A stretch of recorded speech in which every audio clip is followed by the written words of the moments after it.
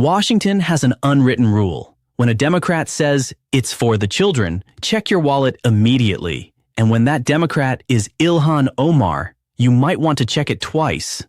What was first reported as a $250 million feeding our future scandal was later admitted to be a $1 billion fraud. Now, according to whistleblowers and expanding federal investigations, the real number may exceed $9 billion. And counting. Yes, $9 billion. That's not conservative exaggeration. That's taxpayer money vanishing in plain sight.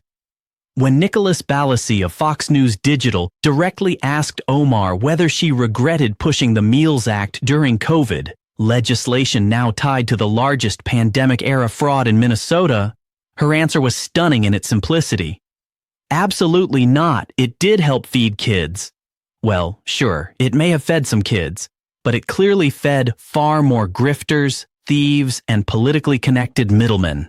When emergency relief becomes a license to steal, Omar introduced the Meals Act on March 11, 2020, loosening U.S. Department of Agriculture rules governing school meal programs during pandemic closures. The bill allowed sweeping waivers, reduced oversight, and fast-tracked federal money, all under the banner of compassion. In practice, those waivers obliterated accountability. Minnesota, under the stellar leadership of Tim Walz, became ground zero for what authorities now believe to be the largest fraud scheme of the COVID era.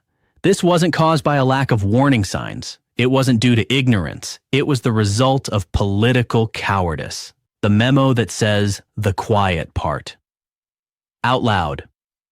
Senator John Kennedy revealed an internal memo from the Minnesota Attorney General's office that explains exactly why the state was reluctant to intervene sooner. According to the memo, investigators hesitated because forcefully tackling this issue would cause political backlash from the Somali community, which is a core voting bloc for Democrats. Read that again. Slowly. Law enforcement took a back seat to electoral math. Justice was delayed to protect votes. Billions in taxpayer dollars were treated as acceptable collateral damage. While Americans struggled with inflation, grocery prices, and shrinking paychecks, billions were siphoned through nonprofits that existed largely on paper, protected by identity politics and partisan fear. No regret, no apology, no accountability. The most disturbing part isn't just the scale of the fraud. It's the complete absence of remorse afterward. No apology, no reflection, no accountability, just the familiar progressive excuse. My intentions were good, but in America, intentions are not a substitute for responsibility.